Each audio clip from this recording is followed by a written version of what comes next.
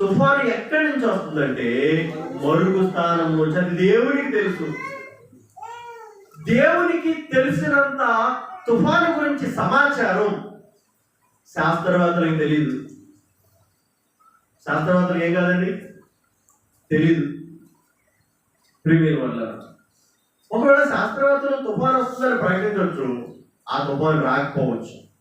తుఫాను వస్తుంది 100 కిలోమీటర్ల వేగంలో వస్తుంది అని చెప్పొచ్చు, కానీ అది 175 కిలోమీటర్ల వేగంలో వచ్చి కారులు కూడా తుడుచుకెళ్ళిపోయే పరిస్థితి రావచ్చు. అంచనాలు మాత్రమే వాడు, ఈ మిషన్లు బట్టి, ప్రస్తుత కాలాన్ని బట్టి. చూడండి, 2000 సంవత్సరం నుంచి సుమారు 2024 వరకు 10 బలమైన తుఫాను మనం అనుభవించామంటండి.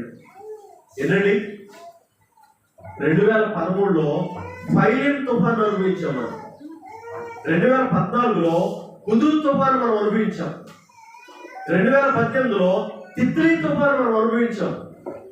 2019లో బుల్బుల్ తుఫాను మనం అనుభవించాం. 2020లో లాంఫాన్ తుఫాను మనం అనుభవించాం.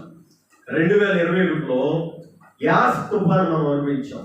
2021లో గులాబ్ తుఫాను మనం అనుభవించాం.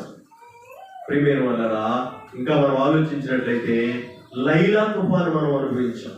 ఏ తుఫాను అండి? ఈ 10 తుఫానులో కూడా 107వ కీర్తన 25వ చరణం చదవండి. ఎలా వచ్చినాయి ఈ తుఫాన్లు? ఎలా వచ్చినాయి? ఆయన సెలవీగా తుఫాను పుట్టెను, భయమును జల ప్రవాహములు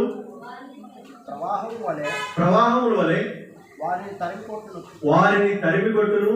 రాత్రి వేళ తుఫాను వారిని ఎత్తుకొని పోవును. రాత్రి వేళ తుఫాను వారిని ఎత్తుకొని పోవును. తుఫాను యొక్క లక్షణాలు ఒక అంశం చెప్పి వాక్యాన్ని చాలా స్పీడ్గా నేను చదివేస్తాను. తుఫాను వస్తే దేవుడు తలుచుకుంటే అధికారుల యొక్క కళ్ళు, చెవులు, మనసు మూసేసి ఈ ప్రపంచం మీదకి తుఫాను రప్పించగలడు. అధికారులు ఏం చేయలేదు. తర్వాత అంతా ఊడ్చేసిన తర్వాత కూలిపోయిందని కడతం తప్ప, ఆహారం లేని వరకు ఆహారం ఇవ్వడం తప్ప, దేవుడు తలుచుకుంటే ప్రియమైన వాళ్ళ అధికారుల యొక్క అధికారాన్ని అలమస్తులుగా చేసి తుఫాను రప్పిస్తాడు. తుడిచేయాలనుకుంటే తుడిచేస్తాడు. తుఫాను ఎక్కడి నుంచి వస్తుందంటండి? మరుగు స్థానం నుంచి వస్తుంది. తుఫాన్ని ఎవరు పంపిస్తున్నారు? రెండో విషయం, 107వ కీర్తన 25లో చదువుకున్నాం. ఆయన సెలవీయగా తుఫాను పుట్టింది. ఇప్పుడు తుఫాను ఎవరు పంపించారండి? దేవుడే పుట్టించాడు. దేవునికి స్తోత్రం కలుగును గాక. ఈ తుఫాన్ని ఎవరు పుట్టించారు? దేవుడే పుట్టించాడు.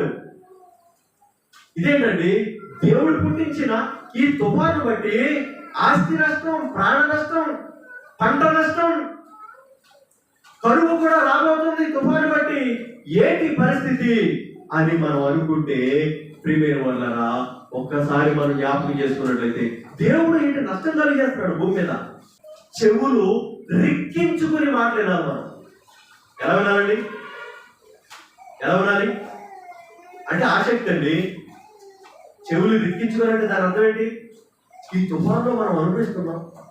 ఈ తుఫాన్ ఎఫెక్ట్ అయిపోయిందా? రేపు పొద్దున్న నిత్యావసరాల సరుకులు భయంకరంగా రేటు పెరిగిపోద్ది.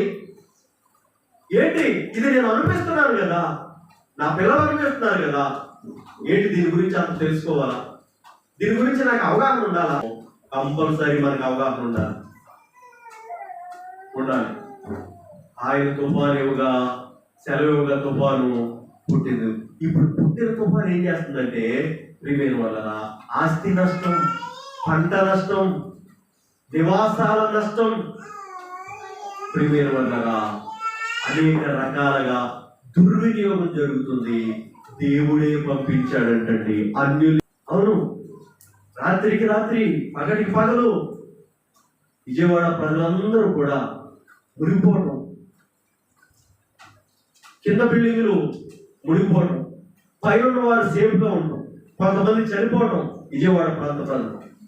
వాడికి ఆహారం లేక గర్భిణీ స్త్రీలు, చంటిబిడ్డ తల్లులు, గర్భిణీ స్త్రీలు, చంటిబిడ్డ తల్లులు అనేక మంది అందులో ఉంటుండగా మన ప్రాంతం నుంచి, రాష్ట్రం నలుమూల నుండి ఆహారాన్ని తీసుకువెళుతున్న ఈ ప్రశ్నలన్నింటి మనం చూస్తుండగా ఏంటి దేవా ఇది అని అడుగుతానికి మనం అర్హులు కాదు. తుఫాను వచ్చినప్పుడు ఇశ్రాయేలు ప్రజలు ఏం చేశారు? 107వ కీర్తన 26 నుంచి 28 వచనాల వరకు ఆయన తుఫాను పుట్టించినప్పుడు ఈ ప్రజలు ఏం చేశారు? ఈ సమూహం ఇశ్రాయేలు గోత్రాల వాళ్ళు ఏం చేశారు? చదవండి. వారు ఆకాశము వరకు ఎక్కుచు అగాధములకు దిగుచు నుండిరి. శ్రమ చేత వారి ప్రాణము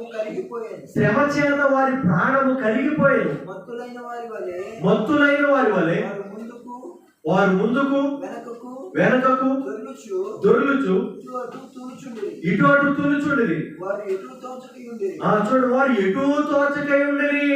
వారు ఎటు తోచకై ఉండిరి. కొంతమంది అధికారుల మీద, కొంతమంది ప్రతిపక్షాల మీద విమర్శలు. సీఎం అయితే ఏం చేస్తాడండి? ఏం చేయలేడు, దేవుడి సేవలు పోతే. వారు ఎటు తోచక యుండిరి. శ్రమకు తాళలేక వారు యెహోవాకు మొరపెట్టిరి. తుఫాను బాధని తట్టుకోలేక వారు యెహోవాకు మొరపెట్టిరి. ఆయన వారి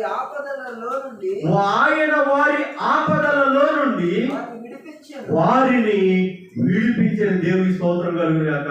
తుఫాను వాడు ఏం చేశారండి?